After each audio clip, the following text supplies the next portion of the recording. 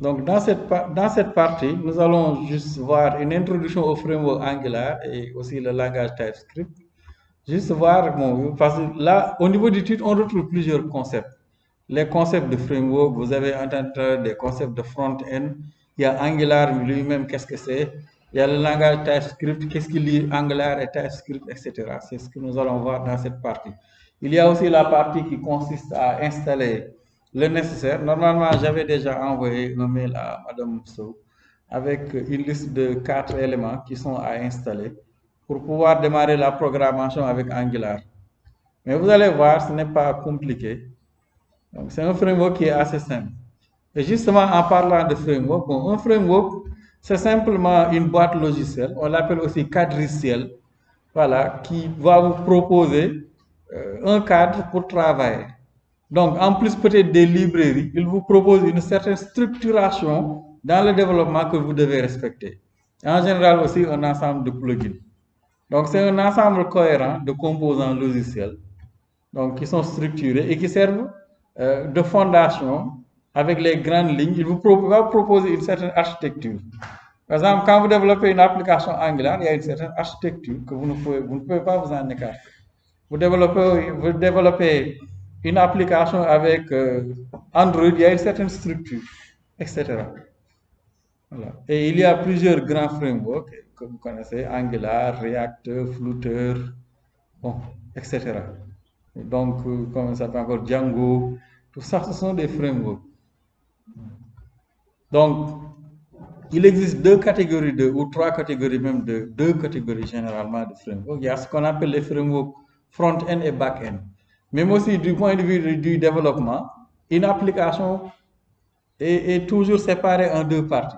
Il y a la partie front. La partie front, c'est ce que l'utilisateur voit, voilà, en général. Et ensuite, vous avez la partie back-end, qui est le moteur qui fait tourner réellement l'application. Donc, c'est là où vous avez donc des types de développeurs front-end et des développeurs back-end. Donc, malheureusement, c'est la partie en arrière qui nécessite le plus de travail, mais que l'on voit le moins possible. Peut-être on le sent par les interactions. Malheureusement, bon, c'est la partie qui paye le moins et qui nécessite plus d'efforts de développement. Et comme donc application ou framework front-end, vous en avez plusieurs comme voilà, Angular, je pense que React aussi est front-end, etc. Donc, ce qu'on appelle front-end ici, c'est le code exécuté sur la machine client. Donc, tous les navigateurs aussi exécutent, donc peut-être de manière sécurisée, avec des restrictions du code front-end. Et en général, donc, vous avez la conception de pages, de graphiques, les HM, etc. Et aussi la programmation côté client. À chaque fois que la technologie concerne surtout la programmation côté client, on parle de technologie front-end. Ensuite, vous avez la partie back-end. Là, c'est le code exécuté sur la machine serveur, donc auquel on accède par des requêtes HTTP et des réponses qui sont fournies et qui génèrent dynamiquement donc des pages web sous forme de contenu. Donc, va traiter les bases de données, les fichiers, etc. Donc, si on se reporte au modèle MVC, c'est comme si la vue constitue la partie front-end et le modèle et le contrôleur sont dans la partie back-end. Donc, comme technologie back-end, vous avez le C#, ASP.NET, PHP, JSP, les web services, voilà, Node.js, SQL, Java, Python, tout ça, ce sont des technos front-end. Maintenant, pour faire le lien entre la partie front-end et la partie back-end, donc vous avez donc l'ensemble des formalismes et structures qui tournent autour des données, comme JSON, XML, vous avez aussi le modèle MVC. Voilà. Ensuite, vous avez les webforms, Ajax, etc. Donc là, juste pour définir la partie, cette notion de framework et cette notion de front-end. Donc, quand on dit qu'Angular est une technologie front-end, c'est simplement que bon, Angular se concentre en général sur la conception de la partie visuelle. Voilà. Même si, bon, quand vous allez cliquer sur les éléments, il faut une certaine réaction. Maintenant, dans la partie back-end, vous pouvez implémenter Spring Boot ou bien Django, etc. Et votre application Angular, grâce au service web, pourra interagir avec la partie back-end, qui peut être écrit avec en Java ou bien avec Spring Boot, Django, voilà, et d'autres frameworks ou langages de programmation. Maintenant, pour accéder à un site web, vous savez déjà, cela se passe par un système de requête HTTP et ensuite vous avez une réponse. Et c'est là où vous avez la particularité d'Angular que nous allons voir, qui est monopage, single page application. Vous avez une seule page HTML qui est l'index. Ensuite, l'index est organisé suivant un certain nombre de composants.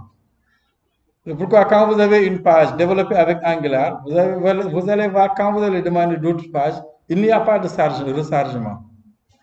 Il y a un rond là qui tourne à gauche de la barre d'adresse.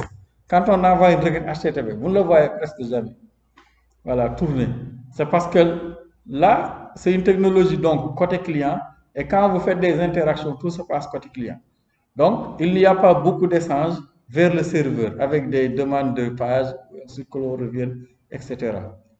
Et là, on a ce qu'on appelle les sites monopages et les sites multipages, ou bien les single page applications.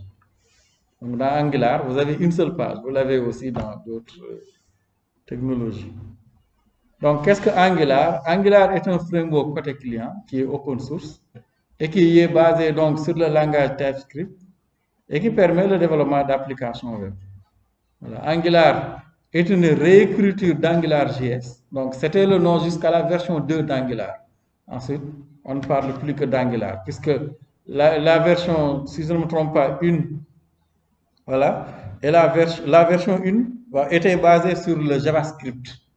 C'est d'où le nom d'AngularJS. Maintenant, à partir de la version 2, donc, TypeScript a été utilisé depuis, jusqu'à la version 11 qui est sortie il y a 2 jours ou 3 jours de cela. Donc, Angular permet de créer des applications front-end monopage. C'est ce qu'on appelle des single page applications ou bien SPA. Donc, c'est une application qui contient qu'une seule page HTML. Et quand vous ouvrez un projet de développement Angular, vous ne verrez qu'un seul fichier HTML qui est l'index.html uniquement. Voilà, c'est la seule page HTML. Le reste, ce sont des composants. Et au niveau de chaque composant, vous avez la classe component et la vue HTML qui vont. Et la vue là sera simplement affichée à l'intérieur donc de l'index, comme si vous avez, je ne sais pas si vous connaissez les frames. Voilà. C'est comme dans le système, le vieux système des frames, où j'ai une seule fenêtre avec plusieurs frames qui constituent la fenêtre. Voilà. Donc Angular est basé sur un contenu en programmation qui est orienté objet. Donc nous allons voir aussi l'injection de dépendance que peut-être vous avez vu. L'injection de dépendance est un mécanisme qui permet d'avoir des instances d'objets sans pour autant utiliser l'opérateur new. Quand vous avez besoin d'une instance, vous le dites simplement, donnez-moi une instance. Et là, avec l'inversion de contrôle, UIOC, une instance vous sera donnée. Ici, l'injection de dépendance se fait uniquement, en général, parce que le mécanisme que nous allons utiliser par le constructeur. Mais il y a des frameworks comme Spring Boot, etc., où là, l'injection de dépendance peut se faire de multiples manières à travers le constructeur, les attributs, etc. Donc, les langages utilisés ici, ce sont donc HTML pour les vues. Vous avez aussi CSS et les librairies CSS que nous allons voir comme Bootstrap. Ensuite, le langage qui permettra de coder le code métier de chaque composant, c'est TypeScript. Voilà. Donc, depuis la version 2. Donc, avant la version 2, donc la version 1, c'était du JavaScript. Donc, Angular est développé et proposé par Google. Voilà, donc depuis 2016, donc ce n'est pas une vieille technologie. Et la dernière version stable date du 9 décembre 2020, donc il y a 2 jours de cela. Oui, 2 jours, je pense. Donc, c'est écrit en TypeScript. Et vous pouvez développer avec Angular en étant sur Linux, sur Mac, Windows, etc. Hein? 11. Là, oui, 11.0.4. Depuis avant-hier ou hier. C'est la dernière version stable. 11.0.4. Depuis le 9 décembre, donc avant-hier, depuis samedi. Bon. Aujourd'hui, c'est le premier. Non, ça fait plus que samedi. Bon. Bon, ça fait pas longtemps. Depuis quelques jours, 4 jours. Donc Angular est aussi multiplateforme, bon, maintenu par Google. Il y a aussi une très grande communauté et qui grandit de plus en plus, bon, peut-être moins que React. Il y a une grande communauté autour de Stack Overflow, voilà, autour d'Angular, etc. Et même, il y a plusieurs technologies que la communauté a développées. Pas seulement l'équipe de développement d'Angular, c'est le CLI, ce sont certaines extensions, ou bien aussi, comment il s'appelle encore? Nous allons le voir dans... Hein? Oui, il y a le CLI, il y a l'autre là, que l'on utilise dans le navigateur pour voir la structuration des composants. J'ai oublié le nom. Bon, nous verrons après. Voilà. Et ensuite, vous avez donc un langage basé sur TypeScript. Et TypeScript, bon, en l'occurrence, aussi, vous permet de faire des développements multiplateformes aussi, pas qu'uniquement des applications web, mais vous pouvez utiliser TypeScript avec Ionic pour des applications mobiles. Voilà. Et dans d'autres, TypeScript peut même être utilisé avec Flutter et aussi avec d'autres technologies qui permettent d'obtenir des applications desktop et autres. Voilà, donc pour les versions d'Angular, donc la première version date de 2009, c'était AngularJS. C'est pourquoi, de toute façon, par habit de langage, il y a certains qui disent toujours AngularJS, mais ce n'est plus AngularJS.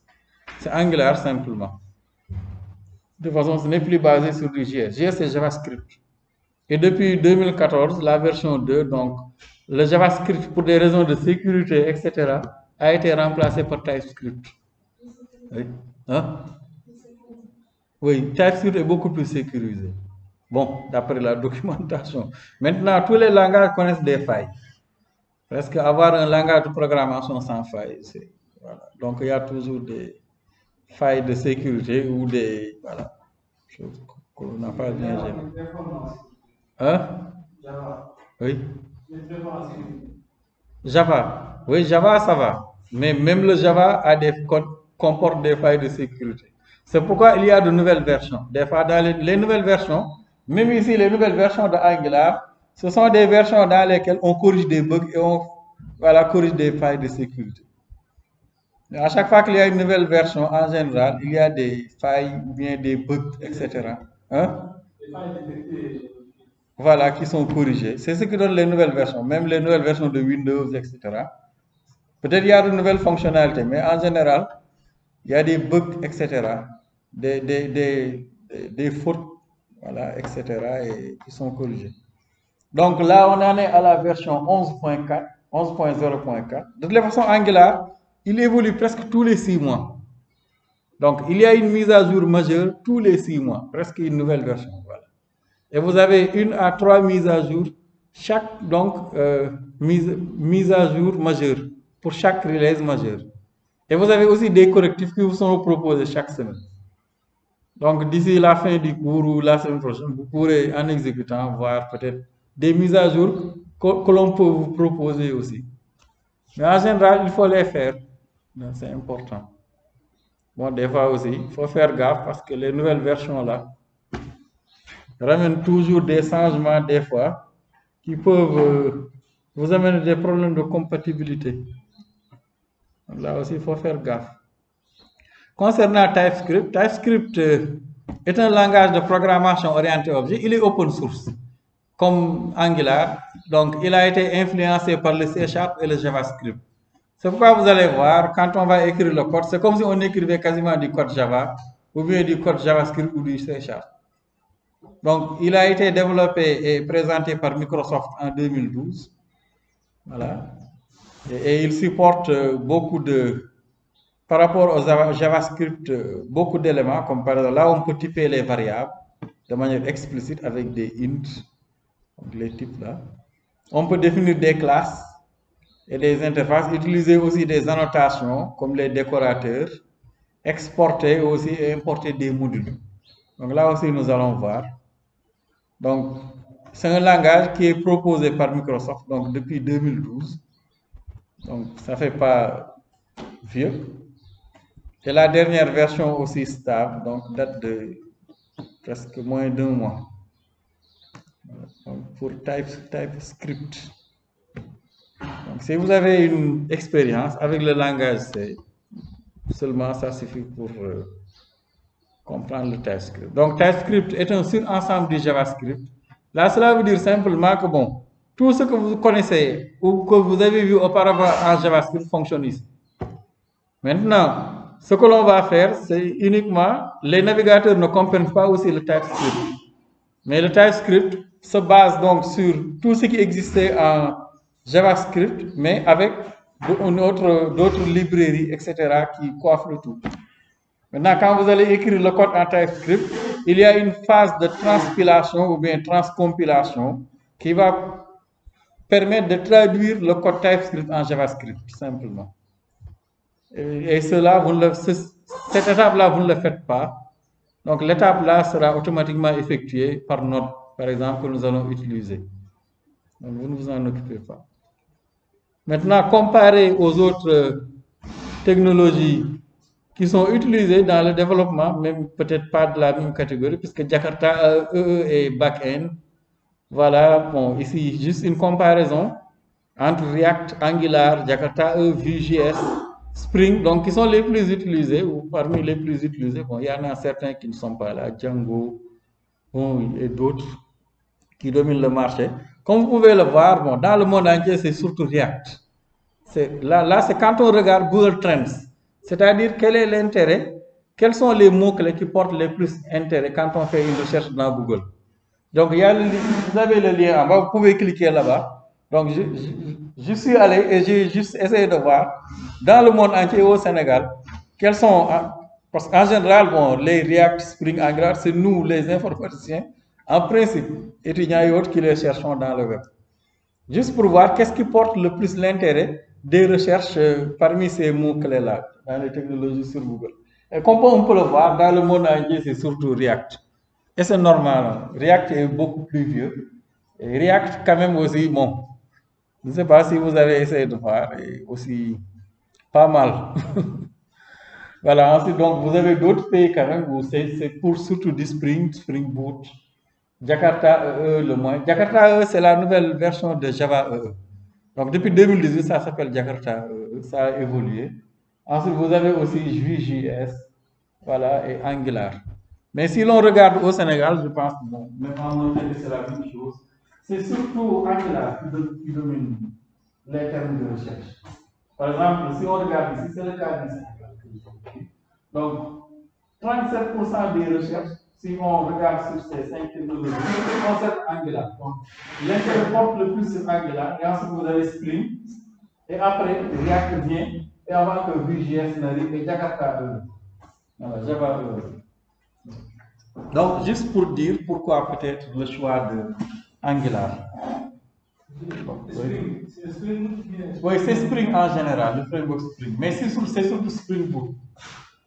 Surtout Spring Boot actuellement. Je pense que. Oui, Spring Boot est back-end. Souvent, on le combine avec Angular. Même Angular est la technologie front. Et en back-end, on a Spring Boot avec les microservices. Et on accède aux microservices donc, par les services web. Les professionnels hein? Oui. Il a dit que Spring c'est Java et Angular c'est JS. Spring. Java Spring. Donc il a dit que c'est deux langages différents. Oui, c'est différent. Donc au moment aussi on essaie de lier. Oui. Il y aura des lanternes de conversion. Bon. Ah, peut-être. Mais je sais que, par exemple, au Sénégal, il y a beaucoup d'entreprises qui utilisent. C'est parce qu'on n'a pas le temps. Mais si on avait le temps, normalement, c'est ce qu'on aurait dû faire. Par exemple, dans le cours de quai, c'est ce qu'on fait. En front, on développe avec Angular. Ensuite, on expose, on développe aussi une partie avec Spring Boot, c'est du Java, avec des annotations, mais beaucoup plus simples que les JB, etc. Et qui permettent d'avoir des services auxquels on accède par des requêtes, par les services web, simplement. Avec les mêmes verbes, get, put, delay, push, voilà. Maintenant, pour la lenteur, vraiment, j'en suis pas sûr. Peut-être lui, il s'y connaît. Oui, c'est vrai que ce sont deux, mais là, non, il n'y a pas de conversion. On n'accepte que les causes d'après la compréhension que j'ai. Ce sont des services web. Et quand on accède aux services, c'est comme si j'envoie une requête HTTP. Si je crée une application ici, Java, qui envoie une requête HTTP à Google, peu m'importe le langage que Google utilise. Moi, mon service web, moi j'accède à un service web simplement par la requête HTTP. Maintenant, les deux langages ne vont pas collaborer du tout. C'est différent sur Spring Boot, on va utiliser requête HTTP. Oui, HTTP. Parce que Spring Boot va exposer ses fonctionnalités ou les microservices par l'intermédiaire des de HTTP. Ce sont les services web simplement. Là-bas, c'est l'autre là, comment ça s'appelle les services web là? RESTful, comment on les appelle? La librairie, vous l'avez vu, je pense. Vous n'avez pas vu? La librairie pour les services web, je l'oublie encore. Une librairie Java que l'on utilise. C'est aussi ce qui est utilisé dans Spring Boot. Non, mais les langages ne dialoguent pas. Voilà. C'est comme si j'ai mon serveur qui est là, qui contient mon app, voilà, mon serveur d'application. Voilà. Et là, je l'interroge par des requêtes HTTP. Donc, peu importe le langage que j'utilise en front, je pourrais toujours dialoguer. Maintenant, il se peut, peut-être qu'il y ait des lenteurs, etc. Ça aussi. Vraiment, je n'ai pas essayé de regarder. Peut-être on verra. Voilà. Donc, comparé aussi à ASP.NET aussi, bon, il n'y a pas beaucoup. Même dans le monde, c'est Angular qui est beaucoup plus utilisé que .NET. Au Sénégal aussi, vous pouvez regarder, c'est la même chose. C'est .NET. .NET, tout ce qui est le framework .NET, .NET Core, tout. Là, c'est juste pour montrer une comparaison. Donc là aussi, vous pouvez cliquer sur le lien, changer, regarder dans d'autres pays, etc. Mais c'est juste pour vous donner une idée. Parce que des fois aussi, c'est bien d'aller là-bas. Ça vous donne une idée des technologies qui sont les plus utilisées, ou bien pour voir est-ce que telle technologie est intéressante à étudier. Parce que dans notre métier en informatique, bon, on est obligé souvent de faire de la veille. Donc, vous pouvez aussi regarder sur hotframework.com, donc qui regarde aussi quels sont les types de projets Git, ou bien aussi Stack Overflow les plus utilisés sur les technologies. Bon, là aussi, presque pareil, c'est React. Ensuite, vous avez Angular. Vous avez les autres aussi, voilà, ils sont là, Vue.js, Django, Laravel, Symfony aussi, qui sont aussi parmi les grands frameworks du moment, qu'il faut aussi essayer de découvrir.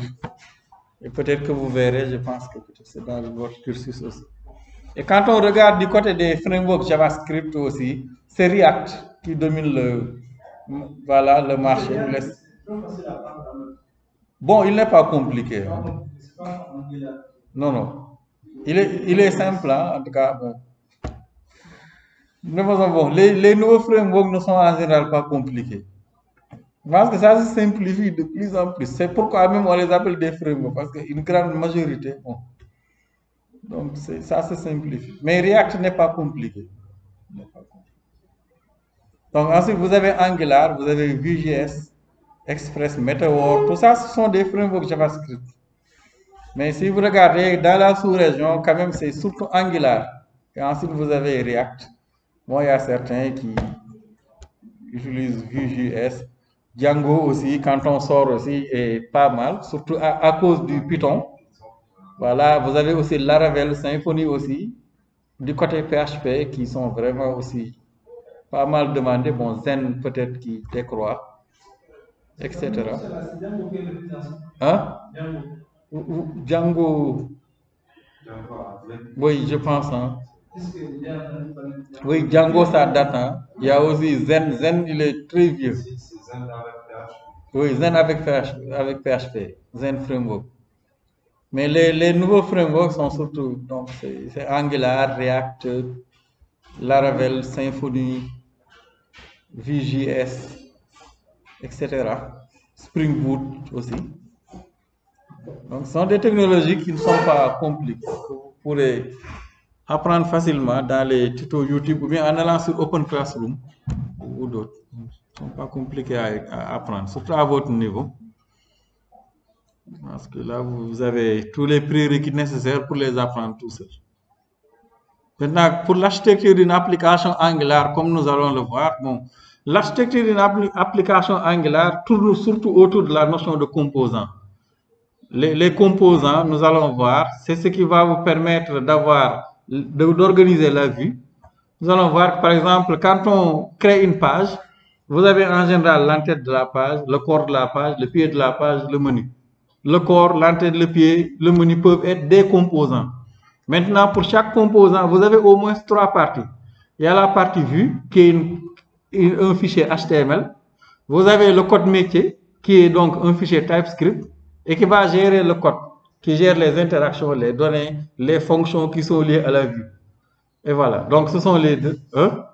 Et vous avez aussi un fichier de style CSS qui permet de définir le design de la vue.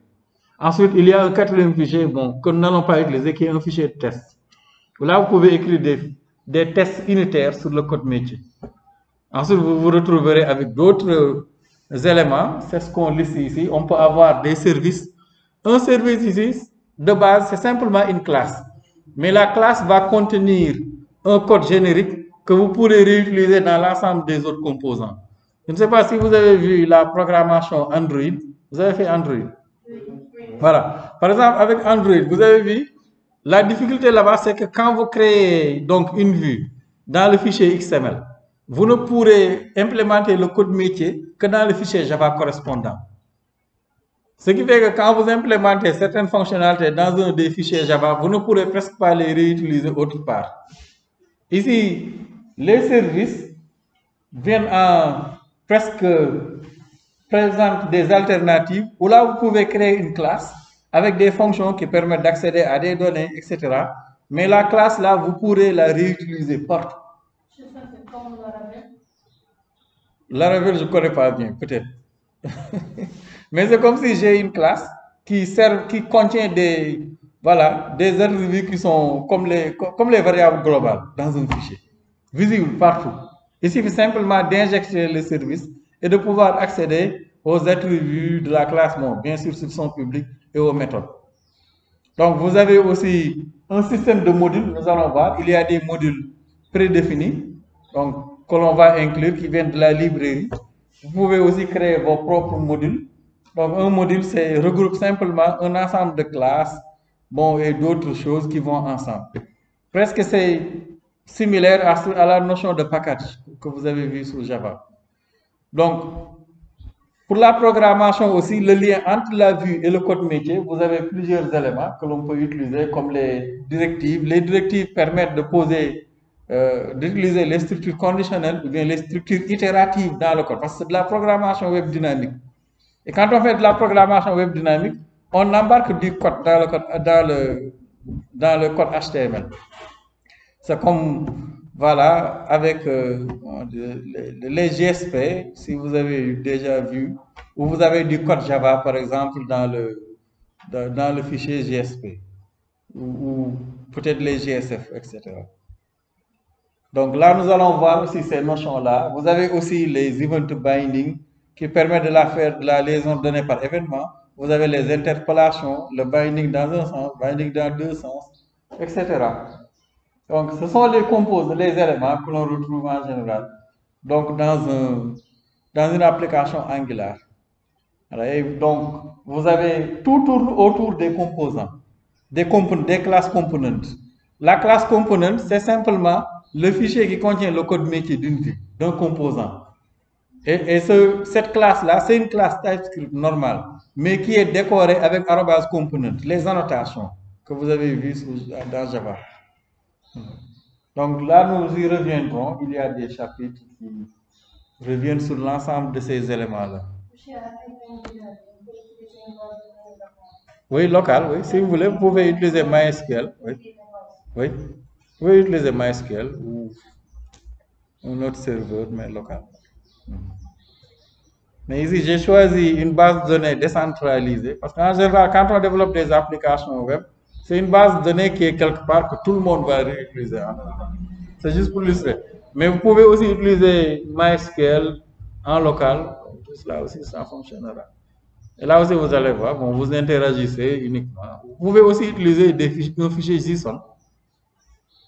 Une base de données JSON. Je pense qu'il y a une partie du cours. Hein?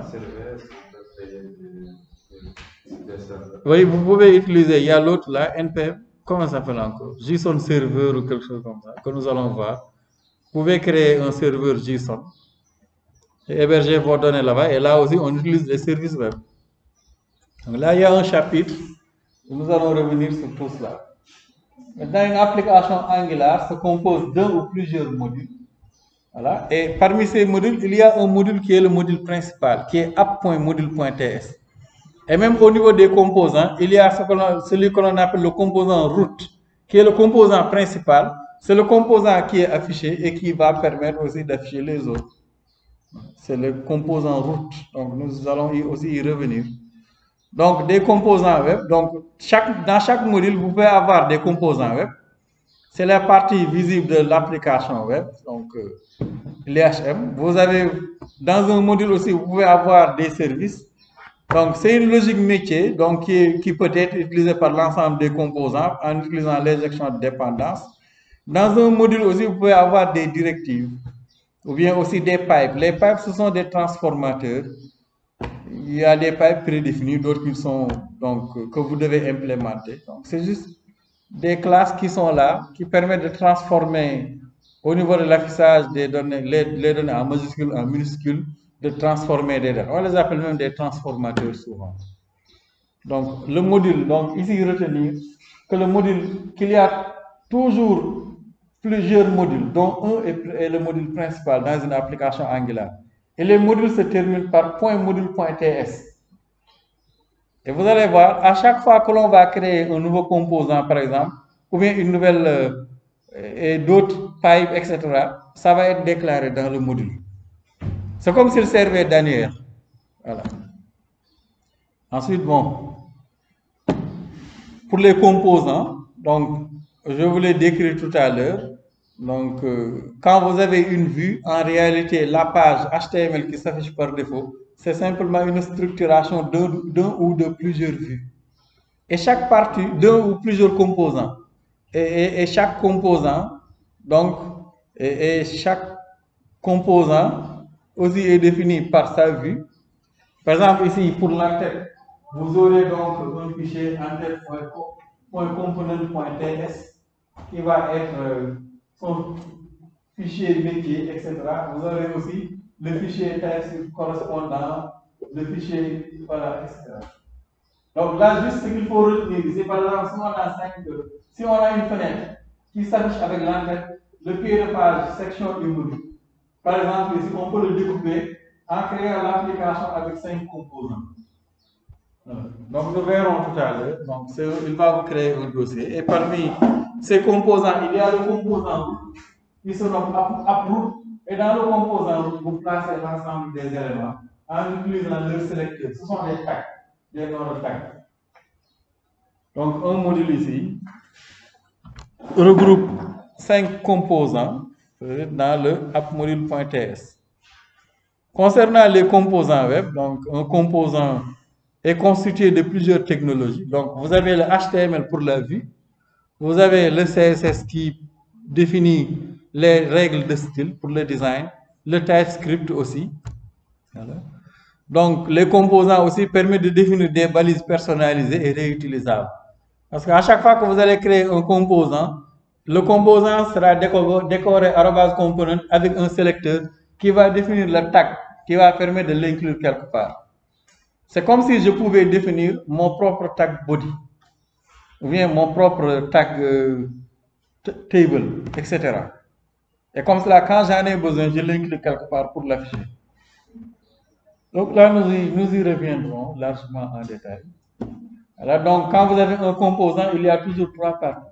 Il y a la partie logique qui est un fichier TypeScript, donc .component.ts. Vous avez le template HTML, donc nous verrons qu'il y a un fichier HTML, et aussi donc des données que vous pouvez utiliser. Donc, chaque composant se compose principalement des éléments suivants. Donc, à chaque fois qu'on a un composant, vous avez donc un fichier HTML qui est le template, donc, qui représente sa vue. C'est un fichier qui porte toujours l'extension .component.html. Ensuite, le composant a toujours un fichier TypeScript associé qui représente sa logique métier. Comme sur Android, il y avait le fichier activity.quelque-chose.xml qui représentait la vue. Et ensuite, vous avez le fichier Java correspondant qui représentait sa logique métier. C'est la même chose ici. Ce qui vient ici rajouter, c'est simplement une feuille de style CSS pour le design. Donc là aussi, vous voyez, la feuille de style CSS porte toujours l'extension .component.css. Ensuite, vous avez un quatrième fichier qui est le fichier de test unitaire, qui est un fichier .spec.ts, où là, vous pouvez écrire des tests unitaires, bon, partie que nous n'allons pas voir. Mais vous pouvez regarder sur YouTube les tutos. Donc, les composants sont faciles à mettre en œuvre et échanger entre les différentes parties des applications. On peut aussi demander d'afficher un composant, quitter un composant pour afficher un autre composant. Bon, peut-être pas. C'est ce qu'on appelle le routage. Bon, on ne se déplace pas, mais c'est juste au niveau de l'affichage. Nous allons utiliser le tag outer routlet que nous allons voir. Voilà. Donc, pour l'architecture applicative, comme il le demandait tout à l'heure avec le back-end Spring Boot, vous pouvez définir la partie front avec Angular, HTML, TypeScript. Ensuite, choisir pour la logique métier de l'implémenter en utilisant une technologie back-end. Et là, en back-end, vous pouvez implémenter des services RESTful, vous pouvez utiliser une application PHP, Jakarta, .NET, Spring Boot, Node.js, etc., qui va permettre de gérer la logique métier. Mais avec Angular seul, vous pouvez aussi tout faire. Et des fois aussi, on choisit l'option de développer l'application avec Angular, d'héberger les données, donc d'utiliser une architecture sans serveur. Voilà. Serverless. Là, vous avez une architecture, vous définissez votre application Angular et vous hébergez les données dans Firebase. Voilà. De ce fait, donc, vous n'avez pas besoin. Et ensuite, vous pouvez aussi héberger. Bon, avec certaines restrictions, gratuitement votre application dans Firebase. Maintenant, il y a des fonctionnalités poussées pour lesquelles il faut payer. Bien, avec une utilisation de certaines données. Donc, là aussi, comme dans Angular, dans les autres frameworks que vous avez vu, vous aurez des exceptions. Vous ne pouvez pas développer sans exception. Il y a des exceptions, malheureusement, qui ne dépendront même pas de votre code. C'est lié simplement au framework. Donc, il faut vous référer surtout à Stack Overflow. Il y a la communauté Angular qui est là-bas. Mais en général, quand vous avez une exception, copiez la trace et collez-la sur Google. En général, vous aurez toujours des solutions. Mais même durant l'installation, vous pouvez vous retrouver avec des exceptions. Ça, on ne peut pas l'éviter. Ça va avec des exceptions. L'on travaille avec Flutter, avec Ionic, avec même Android. Des fois, même avant que vous n'écrivez votre code, vous pouvez avoir des exceptions. C'est tout à fait normal. Mais il faut copier et prendre le temps d'aller consulter ce qui se dit donc, dans les communautés, simplement. En général, vous aurez toujours une ou des solutions qui vous seront proposées. Donc, voici la page officielle d'Angular. Vous pouvez vous y rendre. Angular University. Là, vous avez beaucoup de tutos, des e-books, des leçons. Bon, il y a aussi Angular, le tour des zéros de Angular, que vous pouvez aussi après faire, et qui revient sur tout ce que nous allons voir dans Angular. Donc, c'est une série d'exercices de TP. Je vais aussi utiliser des codes labs. Je pense que nous risquons de les sauter, ou bien certains codes labs. Sinon, aussi, le temps va nous manquer. Mais il y a des codes labs Google que j'ai insérés, que peut-être vous avez vu dans la version que je vous ai envoyée. Donc, pour l'installation et la configuration, il faut installer Node.js. Ensuite, il faut installer Git. Ensuite, vous lancez cette commande-là, npm install -g angular/cli. Et là, bon, une fois ceci fait, c'est bon, vous êtes prêt à développer sur Angular. Maintenant, il vous faut un éditeur de développement intégré. L'éditeur que j'ai choisi d'utiliser est Visual Studio Code. Mais il y en a d'autres, IntelliSense. Donc, il y a d'autres éditeurs de développement intégré que vous pouvez utiliser. Mais moi, je vais utiliser Visual Studio Code. Donc, vous avez aussi le site officiel d'Angular, angular.io. Vous pouvez y aller pour voir. Voilà. Ensuite, vous avez aussi plein de documentation ici. Ensuite. Donc, vous avez ici un guide sur l'installation. Vous pouvez suivre. Donc, il faut installer la dernière version stable de Node.js. Si cela vous pose problème, parce que des fois vous installez la dernière version et des fois il y a des problèmes de compatibilité avec Angular. Ça peut arriver. La dernière version de Angular et la dernière version de Node. Si vous regardez et qu'on vous parle de ces genres de choses, de compatibilité dans les forums, il faut dégrader. Et par exemple ici, si la version 12.9.0 vous pose problème, regardez la version 11, voilà, une version qui n'est pas cette version. Les dernières versions posent souvent des problèmes. Il y a toujours des fois des problèmes de compatibilité avec les autres. Donc ici, le principal intérêt de Node.js, qui est aussi le moteur, je pense, de Chrome, c'est l'interprétation du JavaScript.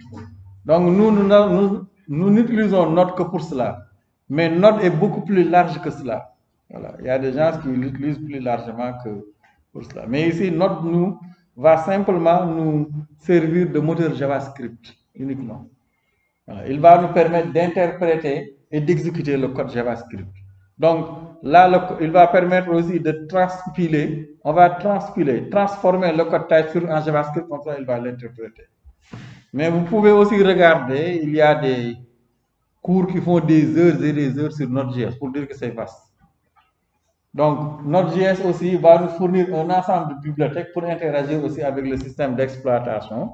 Là aussi, c'est un des intérêts. Il y a notamment NPM, quand vous installez Node, qui va nous permettre de télécharger des paquets quand nous serons dans la partie sur les plugins, voilà, etc. Notre packet manager. Donc, je vous recommande aussi de jeter un coup d'œil. Pour plus de détails, vous tapez Node.js dans Google ou sur YouTube. Vous allez voir que c'est beaucoup plus vaste que l'interprétation. De toute façon, je pense que c'est le moteur JavaScript de Chrome. Chrome, je pense, utilise Node.js. Je ne me trompe pas. Chrome. Hein? Chrome. Le navigateur Chrome, je pense, embarque Node.js comme moteur JavaScript. Parce que le monde de JavaScript, c'est un monde vraiment en désordre. Il y a un moment même donné, peut-être maintenant c'est révolu, où quand vous écrivez votre code JavaScript, vous n'êtes jamais sûr que ça allait marcher à la fois sur Internet Explorer, Firefox et Chrome à la fois. Mais maintenant, bon, même si c'est toujours le désordre, voilà. C'est pourquoi bon, presque chacun il va avec son langage. Il y a, je pense, Facebook qui propose Dart. Vous avez qui presque. Facebook, c'est React. Hein? Oui, React. Ils ont développé React, mais aussi Flutter avec Dart. Oui, je pense. En fait, je parlais de Dart en parlant de Flutter. Ensuite, vous avez Google aussi qui va avec voilà, son langage sur ensemble du JavaScript, etc. Donc, bon, du côté web, c'est surtout React. Et du côté mobile Flutter. Ils se concurrencent, quoi. C'est pourquoi aussi ces technologies connaissent beaucoup de succès. Quand une technologie est proposée par Google et par Facebook, forcément, ça devient populaire. C'est pourquoi React et Angular sont vraiment populaires. C'est rien d'autre que Google et Facebook qui se concurrencent là-bas. Même aussi du point de vue du mobile aussi. Donc voilà, ça devient là-bas. Il y a Flutter, donc, qui est proposé par... voilà. Oui, il y a React Native, voilà aussi, qui aussi fait la concurrence avec Flutter. Mais je pense que Flutter risque de dominer le marché. Parce que Flutter, vraiment, a créé une révolution dans le développement. Non seulement c'est devenu plus facile, mais il y a le hot reload et d'autres aspects. Mais Flutter aussi, on dirait que c'est triché de React. Ça, c'est dans la forme de la programmation. Il y avait une ancienne méthode de créer des plateformes multiplateformes. Xamarin. Oui, Xamarin par Microsoft. Mais Xamarin avait commencé à décoller. Mais attention, je ne sais pas, au Sénégal, depuis peu, il y a des demandes sur Xamarin. Je ne sais pas d'où ça sort. Xamarin, quand c'est sorti, moi, j'avais commencé à l'enseigner. Mais quand on est resté 1 ou 2 années après, presque personne n'en voulait plus. Mais entre-temps, on dirait que Microsoft a, je ne sais pas, qu'est-ce qu'ils ont fait. Ça m'a appelé lorsqu'ils l'ont acheté. Oui, voilà, c'est ce qu'ils font aussi. Des fois aussi, quand vous les concurrencez trop, ils vous rachètent et ils vont vous tuer. Bon, des fois aussi, les grands groupes bon, sont comme ça. Il y a aussi Ionic qui avait décollé à un moment donné, mais malheureusement que React a tué. Bon, il y a des demandes avec Ionic qui permet de faire du développement multiplateforme, mais malheureusement aussi Ionic est devenu très compliqué avec des changements presque du jour au lendemain. Et là, finalement, bon, presque, il est difficile de suivre. Mais bon, il faut faire la veille sur ces technologies. Donc, il y a aussi Git qu'il faut installer. Donc, comme vous savez, c'est une application donc, qui est associée aussi à GitHub qui permet de faire du versioning, qui vous permet aussi, même si vous l'utilisez dans le développement, de sauvegarder les versions stables avec des push. Donc là aussi, si vous ne connaissez pas, il faut l'étudier. Je pense que tout le monde ici peut-être doit connaître Git et GitHub. Il y a Bitbucket. Il faut avoir l'habitude d'utiliser. De toute façon, quand vous serez dans les entreprises, ils vont forcer à les utiliser. Ils ne vont pas vous laisser développer comme ça. Donc, ce développement, méthode de développement étudiant, du jour au lendemain, ça ne marche plus. Et là, il faut recommencer à zéro. Les entreprises ne peuvent pas se le permettre. Quand il y a une version stable, on fait un push. Ce qui permet aussi de partager les versions stables avec d'autres développeurs pour faire du développement collaboratif. Donc, ce sont aussi des outils donc, de gestion de la configuration qu'il faut aussi connaître.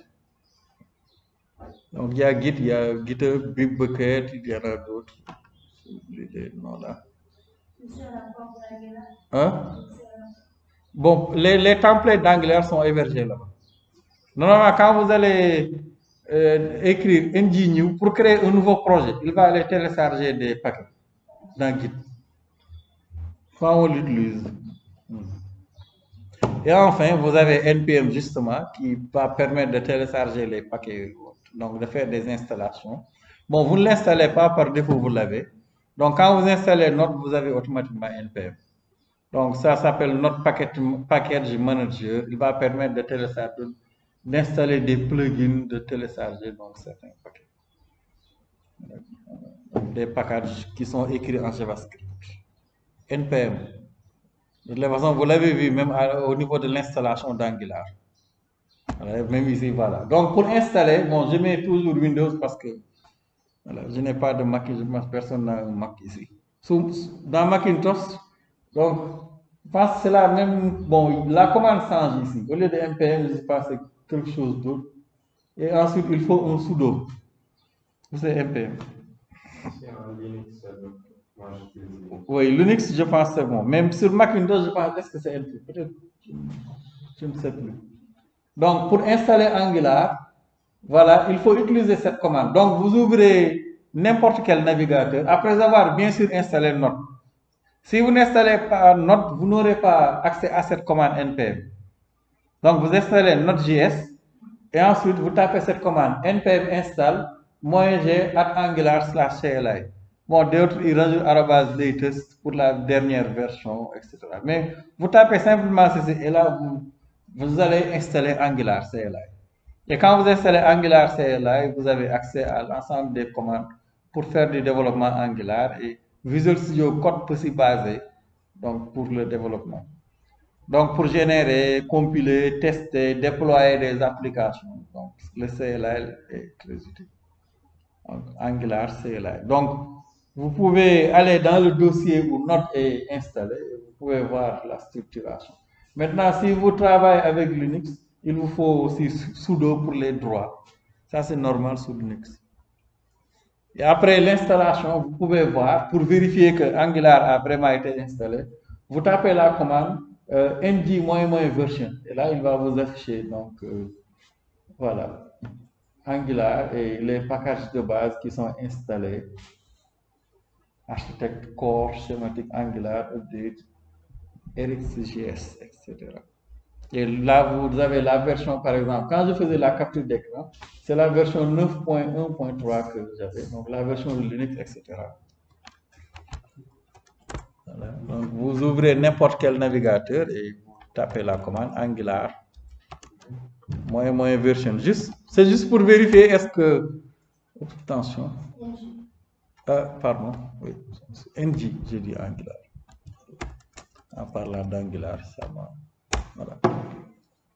Et là, donc, il va vous afficher. Donc, NG ici, c'est simplement un raccourci pour Angular. Toutes les commandes vont, c'est NG, avec des options. NG comme Angular.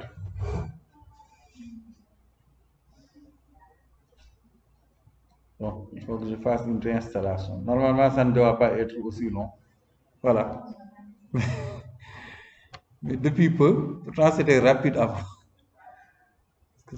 Parce que dernièrement, j'ai fait un cours d'Angular, beaucoup de manipulation. Donc voilà, par exemple, la version actuelle. Moi, c'est j'ai fait une mise à jour hier. Et là, j'utilise la version 11.0.3, qui est la dernière version. Hein? Hein?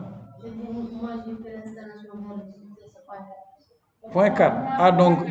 Donc j'ai pas la dernière version. Oui, il y a des mises à jour régulièrement. Oui. Mais c'est pas grave, hein, ce sont les mêmes fonctionnalités de base. Heureusement ici, c'est pas comme dans Ionic.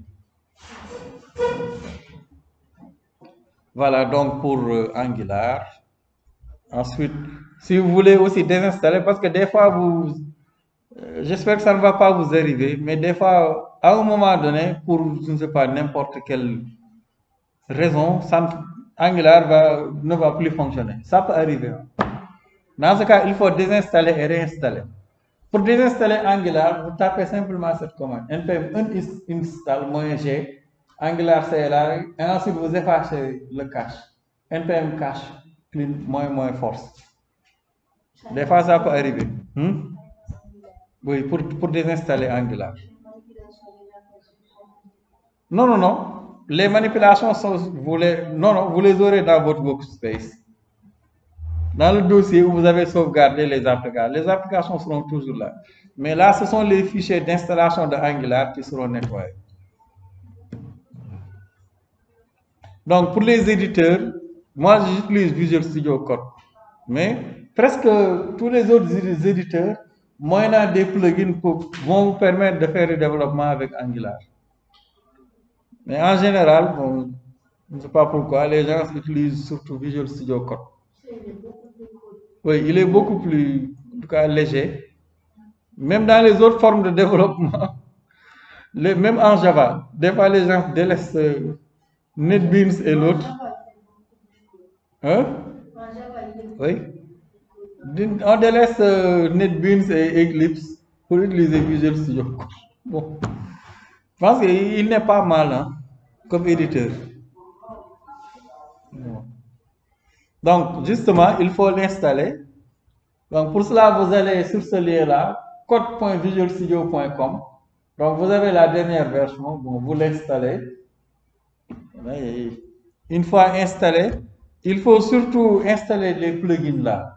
Et en principe, et principalement, n'oubliez pas ce plugin. Ça va vous permettre d'avoir l'autocomplétion et beaucoup d'autres éléments. Vous venez ici dans ce symbole-là avec les 4 carrés. Extension. Et là, vous tapez snippets. Comme ça. SNI 2PETS. Et vous installez la dernière version, la version que vous avez. Ça ne propose pas d'installation. Hein? Bon, il faut être connecté. Si je suis connecté, il m'a directement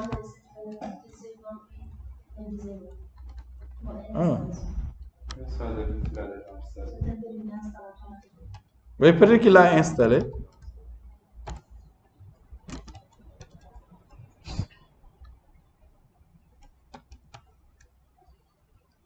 Donc, Visual Studio Code. Bon, de temps en temps aussi, donc dès que vous allez commencer le développement, il va détecter les langages et les frameworks que vous utilisez et vous proposer des plugins. Donc ici, quand je clique ici, voilà, là j'ai l'ensemble des plugins donc, que l'on me propose ici pour installation. Donc j'ai déjà installé Angular 10 snippets. Il faut le faire. Je pense que ça va vous aider. Donc vous pouvez aussi taper la TypeScript et voir, bon, en fonction de ce qu'il vous propose aussi. Voilà, vous installez. Bon, certains ici, bon, voilà. On vous proposera ou bien vous tapez simplement. Voici les plugins que j'ai installés. J'ai installé Git Ignore, Angular 10 Snippets, Angular 10 Extension. Il faut installer aussi celui-là, Angular UI Bootstrap. Et Bootstrap aussi 3 snippets. Ça va vous permettre de vous faciliter l'écriture du code Bootstrap. Au lieu d'écrire les classes Bootstrap, vous mettez simplement bs3 tiré et là, il va vous proposer un format avec l'utilisation des classes. Je pense que c'est vraiment beaucoup plus rapide. Bootstrap 3, Bootstrap Snippets. Comme ça, Bootstrap Snippets. Même le 3, vous pouvez ignorer. Je pense que la dernière version de Bootstrap, c'est la version 3, je pense. 4. Ou bien vous mettez Bootstrap 4 Snippets. Hein? Bon, moi j'utilise le 3. C'est peut-être que. Hein? Ah. Est-ce que vous avez Bootstrap 5 Snippets? Bon, ou bien vous installez Bootstrap 3 Snippets. Comme cela. Quand je vais écrire le code, moi j'utilise Bootstrap 3. La seule différence, c'est que si vous utilisez le 4 ou le 5, vous mettez BS4 tiré dans le code HTML, CTRL espace, et vous rajoutez BS3 alerte, BS3 div, BS3 forme. Comme ça, il va vous mettre, par exemple, pour forme, un formulaire qui est préformaté, Bootstrap. Oui, tout. Et ça, vraiment, ça accélère et facilite le développement. Au lieu de retenir les classes Bootstrap à chercher comment les mettre en fond. Ça, c'est beaucoup plus simple. Il y a aussi une autre extension que je vous conseille aussi d'installer, si vous... voilà, qui est NX Console. S'il ne l'a pas installé, est-ce que vous avez ce symbole-là qui est là-bas? N en bas. Donc là aussi, cela peut vous faciliter la création des composants sans pour autant aller dans la console. Bon, vous pouvez aussi le chercher, NX Console for Visual Studio Code. Ça va nous permettre de créer des composants, de créer des services, des classes, sans pour autant aller taper les commandes ng, generate, component, etc. Hein? Oui, si vous l'installez après, normalement vous devrez avoir cette icône-là ici. Et quand vous cliquez, vous l'avez ici, Select Workspace. C'est parce que ici, je n'ai pas encore créé de workspace. Donc, un workspace ici, c'est simplement un dossier que vous créez. Voilà. C'est un dossier de travail, bon, mais malheureusement différent du dossier de travail de Eclipse.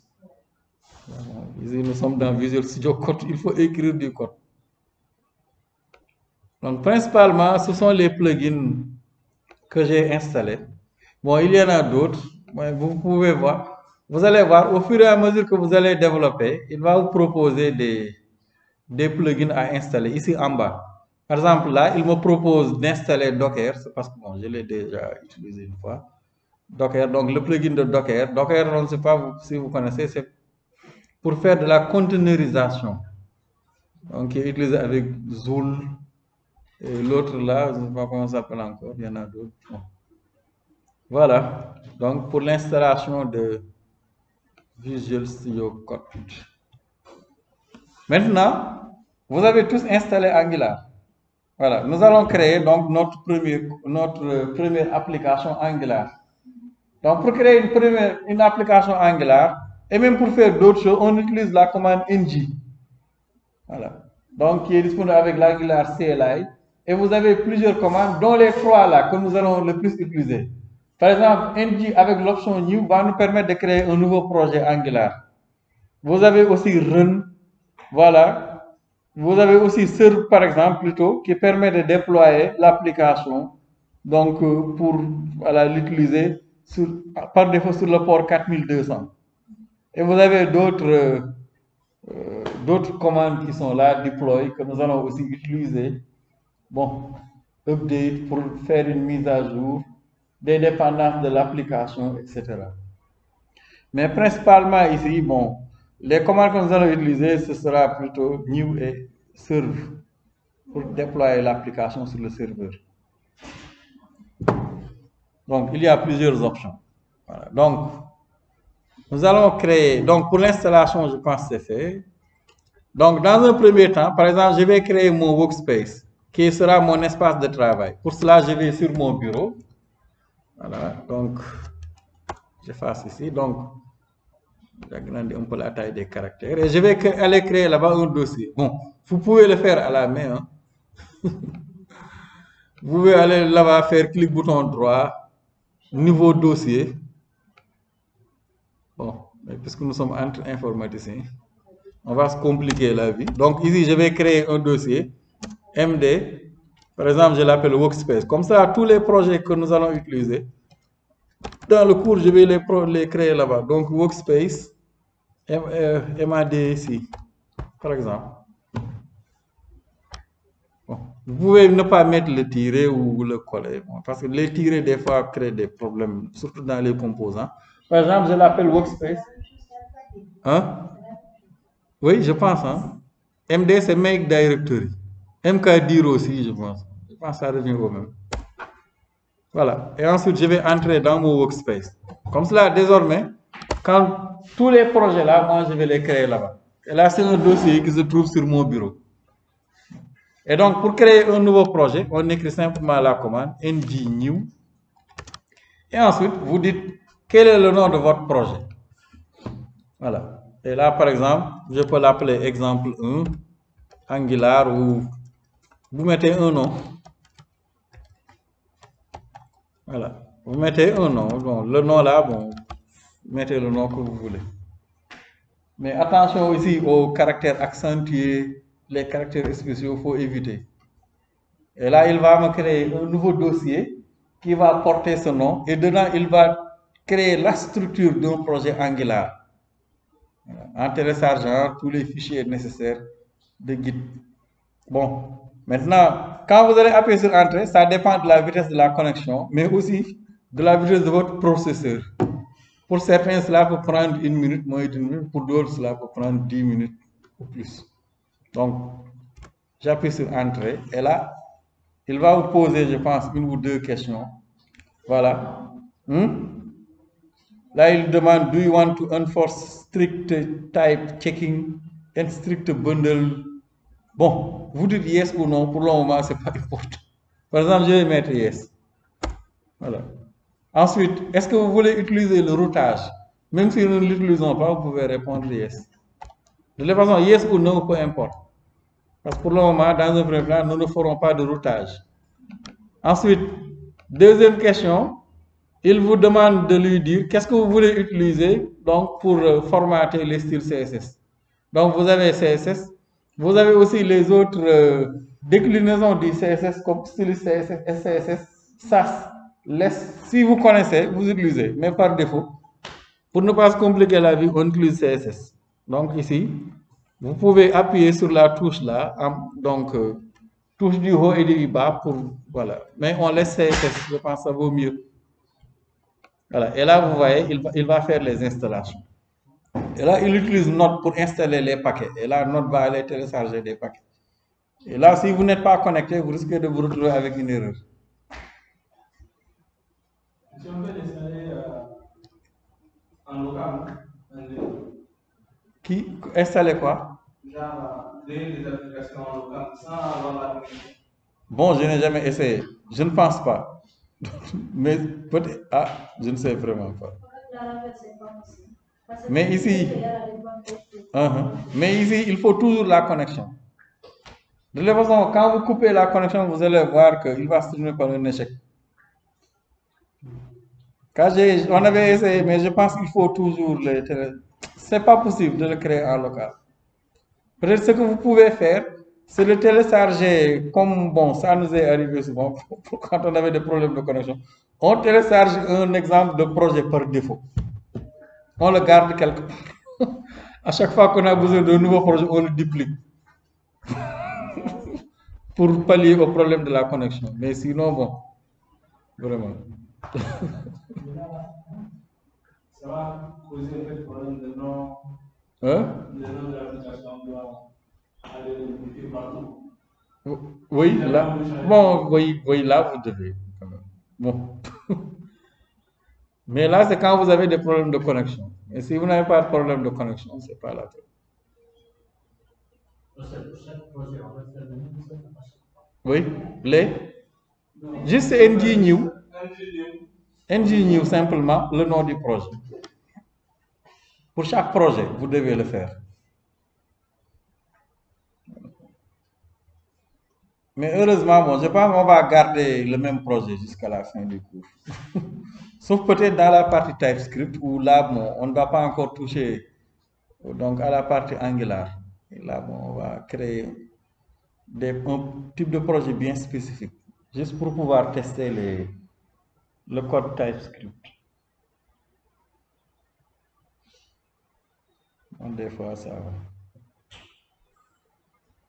Ça prend du temps.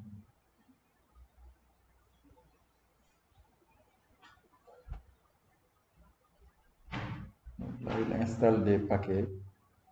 Vous allez voir tout à l'heure. Donc là, il effectue les installations.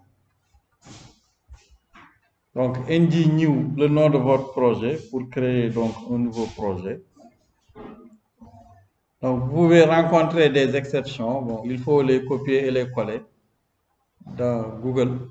Et s'il y a des propositions de solutions dans Stack Overflow, il faut en priorité regarder là-bas. Ensuite, donc, nous allons ouvrir le projet dans Visual Studio Code. Là, la manière la plus simple, c'est d'entrer dans le dossier du projet et de taper code espace point. Et là, il va vous l'ouvrir dans Visual Studio Code. Vous pouvez aussi aller dans Visual Studio Code.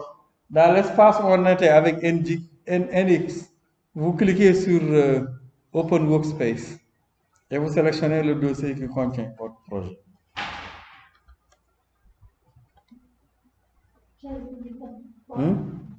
Code espace point.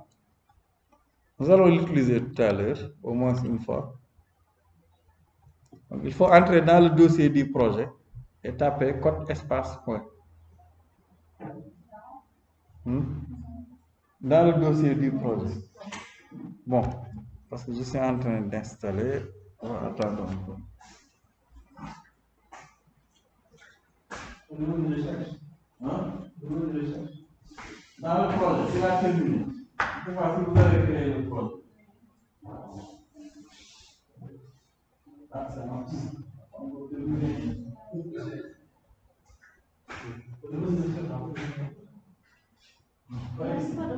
Là, c'est la connexion qui ne convient pas. Il est parti du dossier de PRS de zéro. Ah, ok. Mais là, pour y entrer, on ne peut pas commencer par les clés. Si c'est le même qu'on utilise avec ça, il s'en va ça la façon. Ah, c'est la connexion donc là. Successful initialize Git. Bon, on dirait que moi, la connexion fonctionne.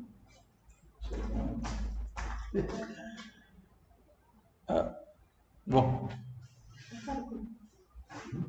J'espère qu'on ne va pas se retrouver avec des problèmes. Hein? C'est revenu. Ah, peut-être qu'en temps, il a dit, voilà, c'est revenu. Hein? Voilà. C'est revenu. Donc, s'il vous écrit ici, successfully initialize Git, c'est bon. S'il vous écrit autre chose, vous avez là, ça ne va pas. Donc, même là, package install successfully, c'est bon. Et en bas là-bas. Bon, si vous pouvez supprimer le dossier d'abord et reprendre. Ou bien vous donnez un autre nom de projet. Mais sinon, il va vous signaler des erreurs. Bon, on n'en plus finir. Hein? Non, non, c'est bon. Maintenant, on va entrer dans le dossier du projet, CD, et vous mettez le nom. Par exemple, vous voyez ici, mon projet, je l'avais nommé exemple 1 Angular. Vous entrez dedans. CD espace. Oui, une fois qu'il a terminé. Et ensuite, une fois dedans, vous tapez simplement code point. Et là, il va vous ouvrir votre projet dans Visual Studio Code. Et voilà, par exemple. Je te demande je restais derrière, je regarde ton application. Mais tu es sorti. Non, non, je demande de rester derrière.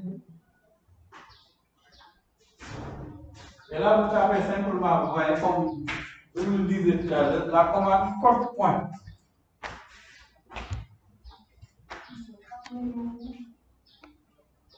Hein? Oui. Donc là, après, vous voyez, vous entrez dans le dossier du projet qui a été créé, vous tapez la commande code point. Et là, il vous ouvre votre projet dans Visual Studio Code.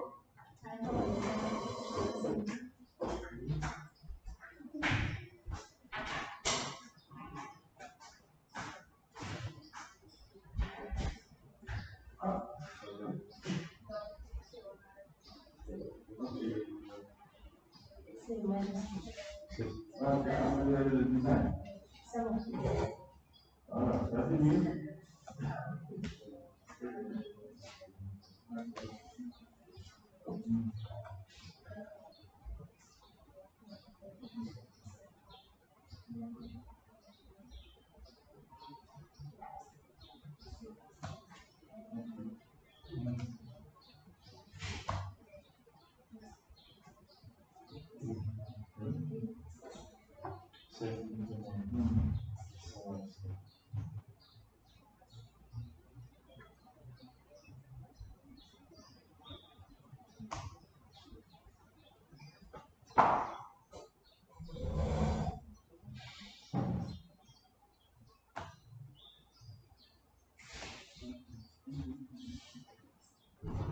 N'oubliez pas de changer les applications.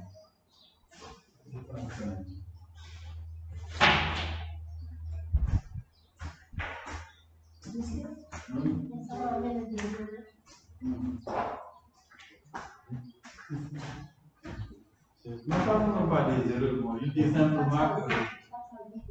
Non, non, c'est pas grave. C'est pas grave. C'est juste qu'il dit que. C'est juste que tu ne trouves pas tes identifiants, adresse email et mot de passe. Mais ça, c'est pas grave. Mais ils veulent autodétecter l'email adresse. Ça, tu peux taper sur Google là. Mais c'est pas lié à. Ça, maintenant.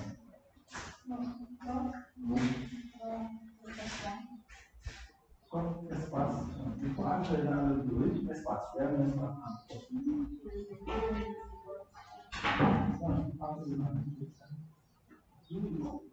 Est-ce que tu as installé le studio?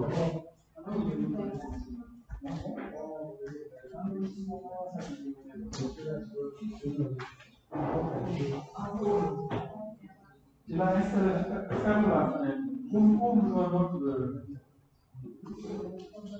Une autre fenêtre.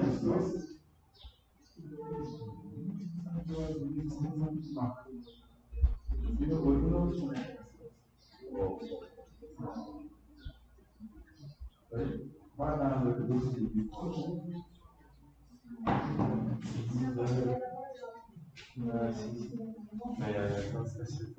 Oui, dans ce cas-là.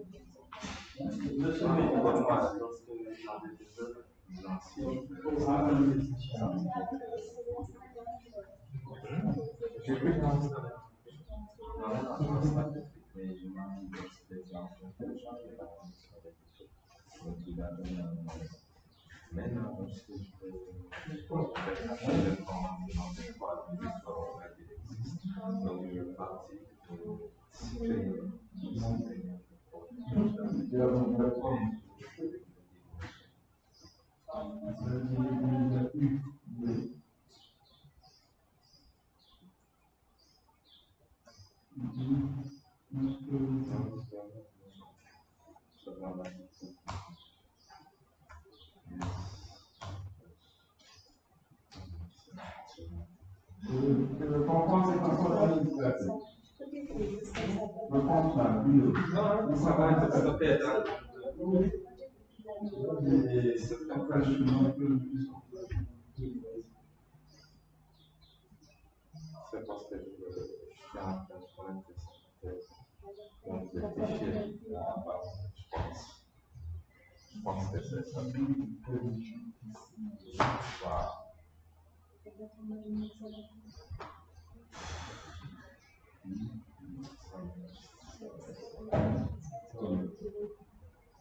Donc, je vais essayer.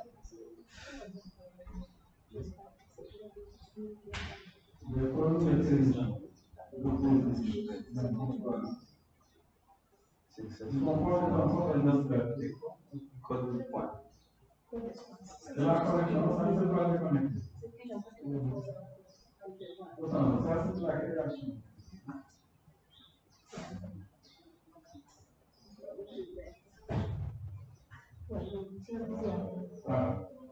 C'est de l'installation de la création.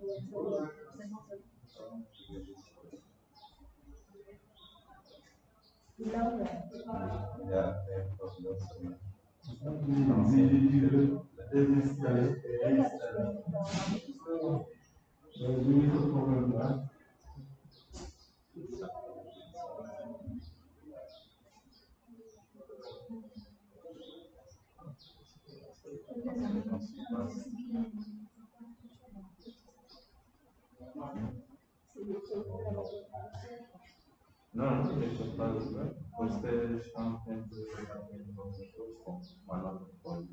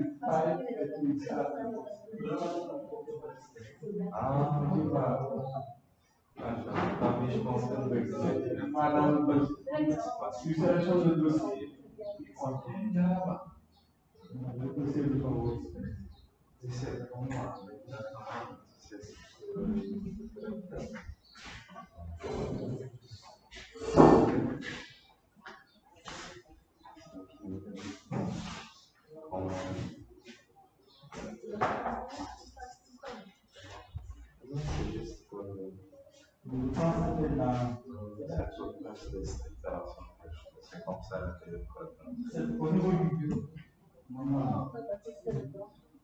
non, c'est juste des transactions posées au groupe. Mais non, c'est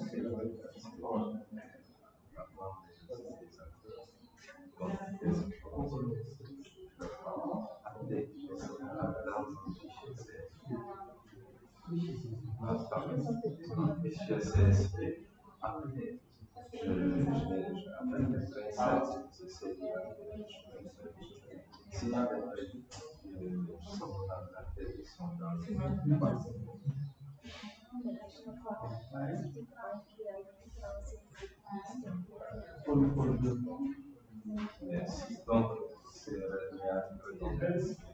et ici,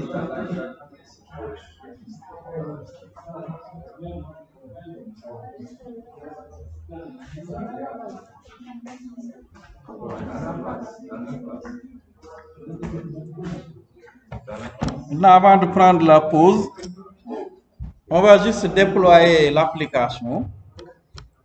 Donc, pour l'exécuter, voilà. Donc, la commande ng-new nous a permis de générer la structure d'un projet Angular. Donc, nous allons l'étudier tout à l'heure. Là, vous avez plusieurs dossiers et des fichiers ici que nous allons voir tout à l'heure. I2I, notre module, les modules téléchargés, SRC, qui est le répertoire de travail que nous allons voir. Ensuite, vous avez angular.json, karma.conf.js, etc. Package.json. Donc, nous allons exécuter le projet, déployer le projet. Donc, pour cela, vous tapez simplement la commande ng-serve. -o, bon, je pense le -o même, bon, il me semble qu'on peut l'ignorer maintenant. Oh, même erreur encore.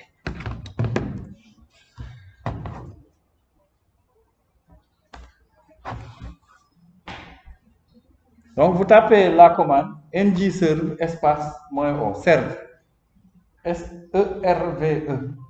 Le -o, c'est pour qu'il vous l'ouvre au niveau du navigateur automatiquement.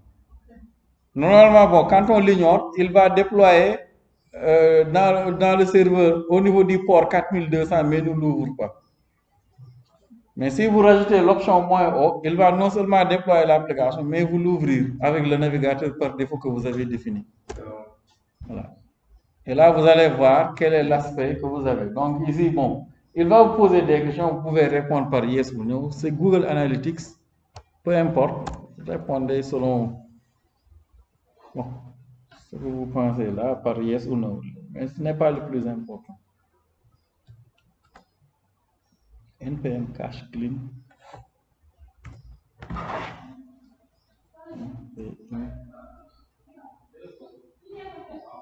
NPM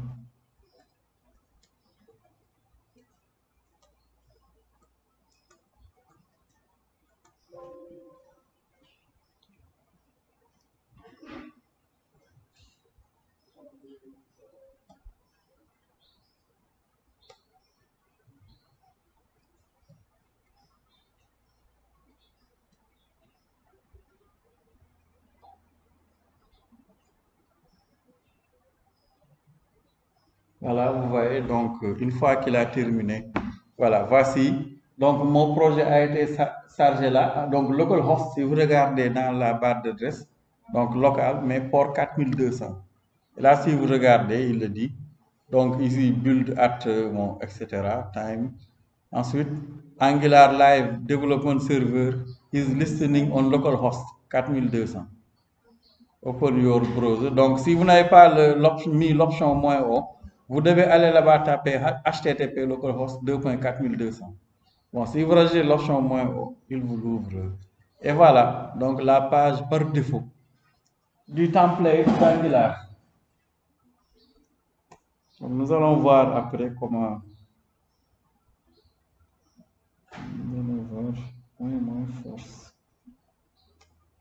Quels sont les différents composants?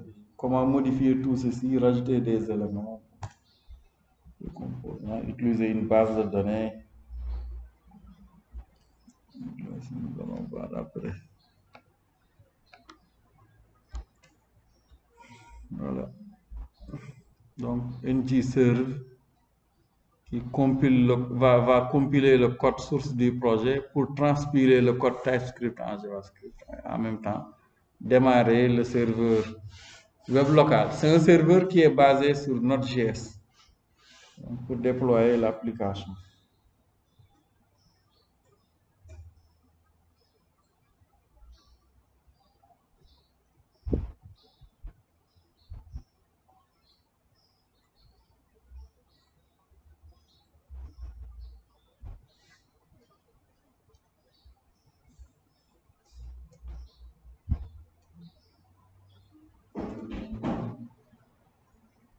Donc, je pense qu'on peut prendre la pause pour la prière et continuer après. Regardez le projet qui a été généré avec ngserve, ensuite déployé dans un serveur web local qui est basé sur Node.js. Vous avez plusieurs dossiers et plusieurs fichiers. Donc, vous avez par exemple le dossier E2E. Vous n'allez pas y toucher. C'est le dossier qui contient les fichiers qui permet de tester l'application. Ensuite, nous avons ce dossier aussi qui est généré Node module. Là aussi, vous ne le générez pas. C'est un dossier qui va contenir les fichiers nécessaires de la librairie Node.js. Là aussi, généré automatiquement. Vous avez SRC qui contient ici le dossier de travail. Donc, c'est le dossier principalement où nous allons travailler, SRC. Vous allez voir dans SRC, il y a app et les autres composants qui ont été créés avec Angular. Ensuite, vous avez package.json qui contient l'ensemble des dépendances. Donc c'est l'équivalent du fichier pom.xml. Si vous avez déjà travaillé avec Maven, par exemple. Et ce sont la liste de ces dépendances-là qui seront téléchargées et stockées dans le répertoire Node module. Ensuite, vous avez aussi le fichier angular.json qui contient les données qui concernent la configuration du projet, telles que les commandes, les raccourcis.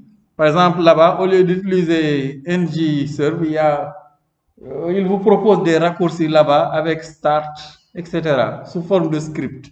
Le fichier package.json. Bon, vous pouvez les ouvrir après. Donc, ce sont des...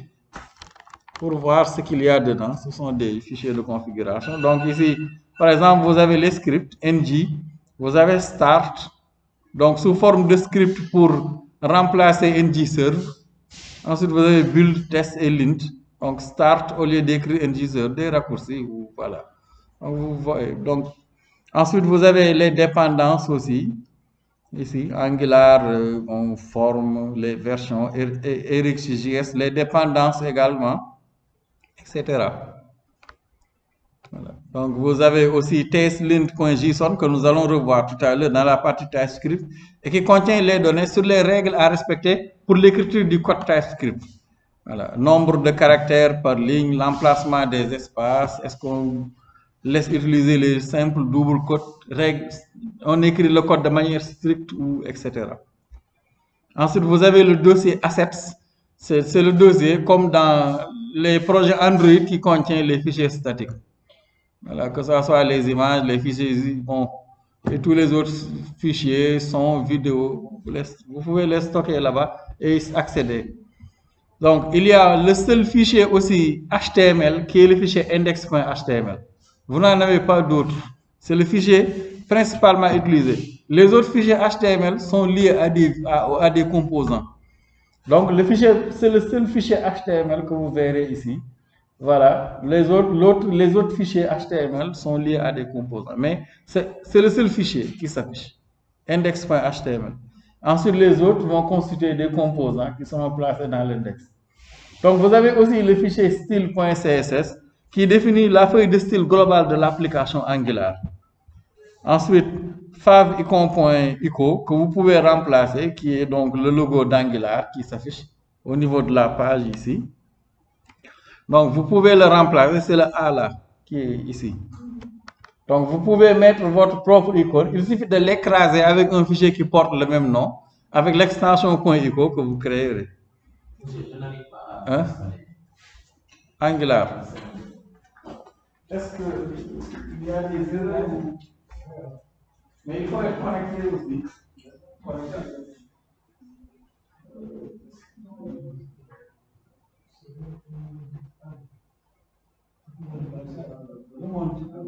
C'est quelle commande?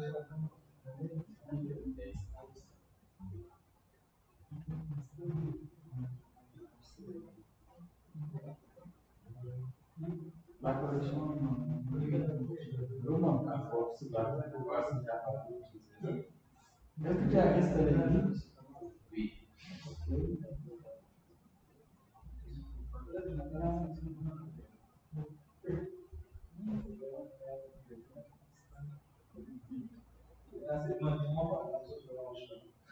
Bon, déplace-toi sur le bureau. Non, dans la fenêtre, c'est pour sortir de l'univers.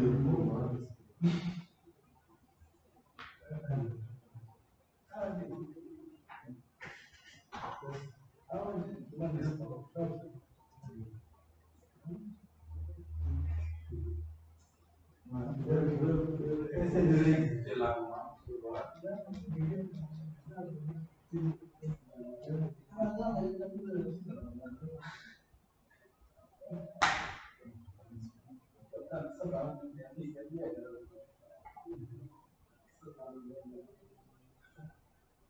La chaîne, la commande, c'est bien ça.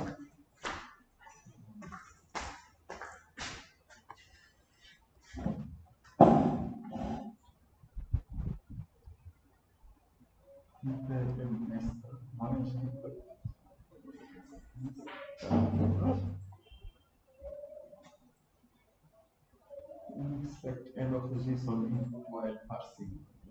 Normalement, c'est pas cette là.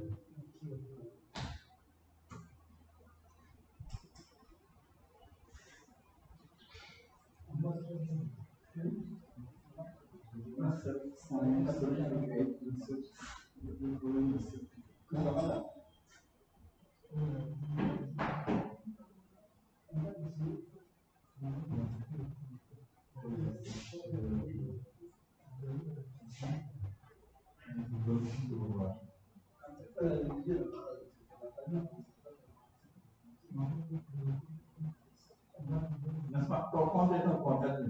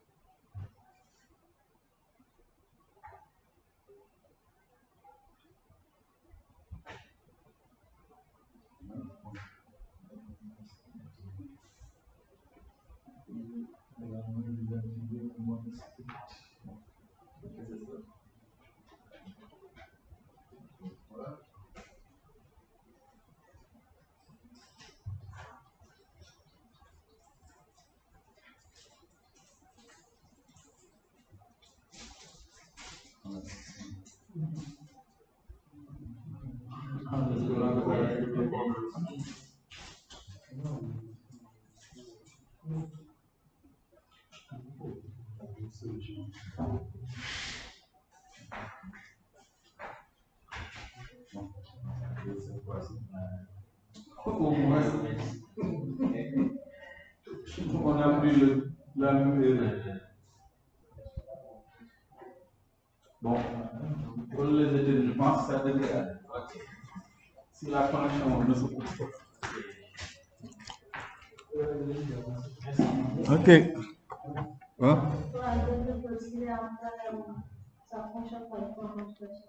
Il faut? Ah non, que ça n'a rien à voir. C'est plutôt Stack Overflow. Il faut regarder du côté de Stack Overflow.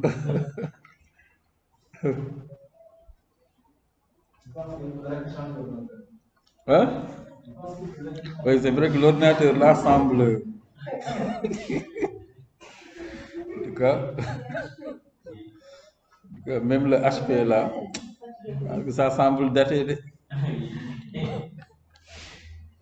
Bon.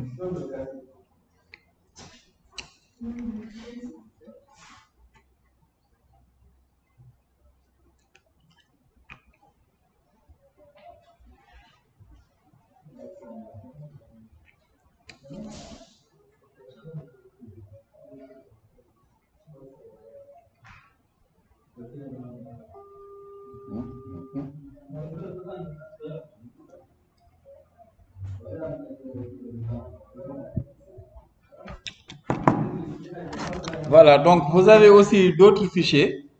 Et il y a. Hein? Oui, vous pouvez tirer, s'il vous plaît. Donc, dans le dossier SRC, si vous regardez ici, vous avez plusieurs dossiers, entre autres le dossier app. Donc là, c'est le dossier qui contient par défaut ici, au moins le module, le composant principal qui est app. Ensuite, vous avez le dossier des assets ici, bon, pour le moment qui ne contient pas grand-chose. Environments que nous allons revoir avec Firebase et Firestore, voilà, qui contient des fichiers de configuration pour accéder à la base de données Firebase, et le seul fichier HTML, et qui est le seul fichier HTML. Mais regardez ici, paradoxalement, quand vous accédez au fichier HTML, regardez ici, vous avez beaucoup d'éléments que vous ne voyez pas ici. La seule chose que vous voyez ici dans le corps, c'est uproot. C'est parce que ici, simplement, uproot, c'est le sélecteur du composant root qui se nomme app. Regardez ici, app component.css, app component.html, app component.ts. Les mêmes fichiers, type de fichier que nous avons listé tout à l'heure, comme composant, donc un composant qui forme un composant. Effectivement, si vous entrez dans HTML, vous avez le code en réalité qui est affiché.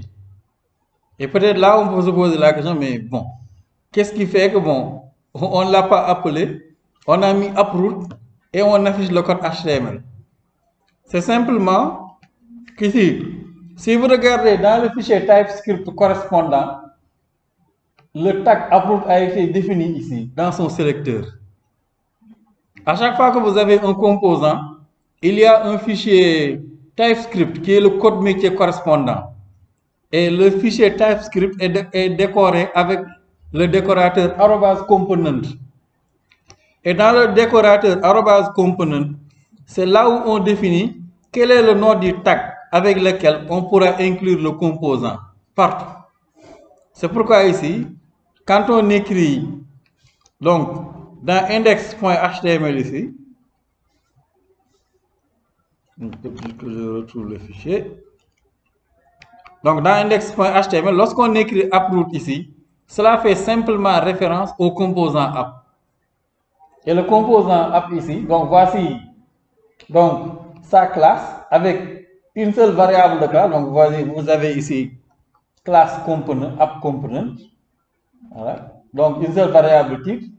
Ensuite, vous avez le décorateur @component qui spécifie quel est le tag avec lequel on pourra accéder au composant. Ensuite, vous avez aussi la vue HTML qui va permettre d'afficher le code HTML qui constitue la page.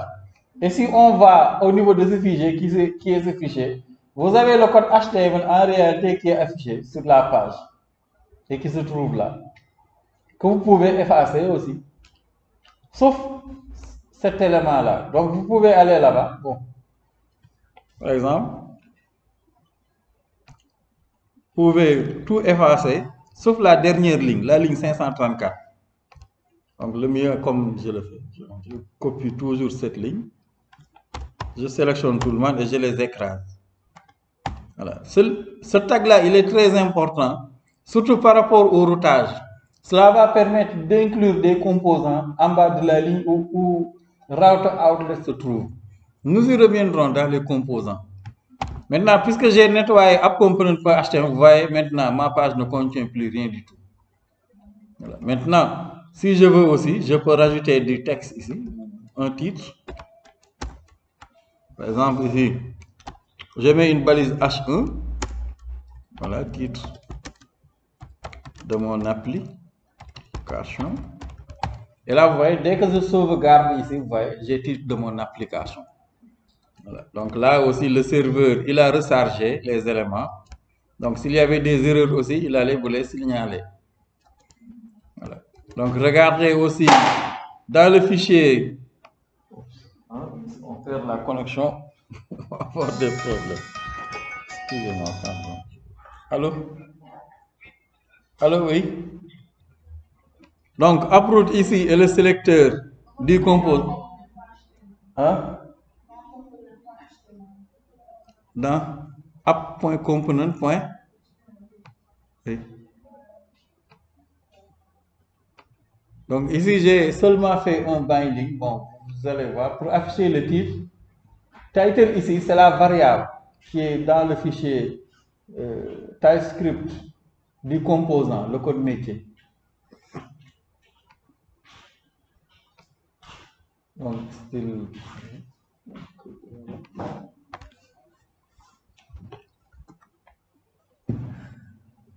Donc, j'ai un div ici. Bon, je l'ai mis juste pour illustrer le fait que l'on peut changer le design d'un composant. Donc, en définissant une classe ou bien une règle, vous mettez ici. Voilà, ce qui permet de définir le design pour une partie spécifique